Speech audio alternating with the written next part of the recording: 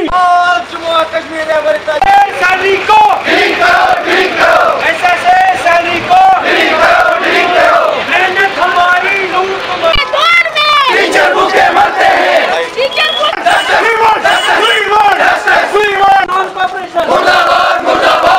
देखिए, हमारा मुतालबा साफ है। जम्मू कश्मीर रहबर तालीम टीचर फोरम जिसकी क़यादत फारूक अहमद तोतरे साहब कर रहे हैं स्टेट लेवल पे, उनके कैलेंडर के मुताबिक आज हमने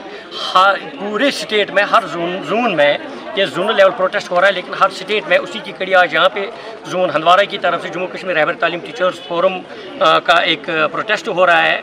हमारे अगर डिमांड्स की बात करें, बहुत सारी डिमांड्स हैं, लेकिन इस वक्त हमारा 1 पॉइंट डिमांड है, 1 पॉइंट एजेंडा हमारा है कि एसएससी सैलरी को डीलिंग करो। हमारे उसाइजा साहिबान जो पिछले 6 महीनों 5 महीनों 4 महीनों से लगातार सैलरी के बगैर हैं, आज मुतबर्रक अयाम चलते हैं, आज भी वो सैलरी के बगैर हैं। अगर 2-3 महीने के बाद उनको 1 महीने का सैलरी दी जाती है तो क्या होता है कि वो सैलरी उनके बैंक में इंटरेस्ट के ऊपर चला जाता है, और इस तरह उनके घरों में खाने की भी किल्लत हो गई है, या उनके पेरेंट्स घर में बीमार हैं या बच्चे बीमार हैं, घर में उनके कुछ नहीं, मतलब कोई ऑप्शन ही दूसरा नहीं है कि वो उनको दवाई ला सकें। तो हमारी इस वक्त पुरजोर गुजारिश है गवर्नमेंट से, हम चाहते हैं कि इस एसएससी सैलरी को, हम सरकार के मुलाजिम हैं, हम सेंटर के मुलाजिम नहीं हैं, हम चाहते हैं कि इस सैलरी को मरकजी बजट से डीलिंग करके स्टेट बजट में लाया जाए, ताकि हमारे मुलाजमीन को, हमारे एसएससी टीचर्स को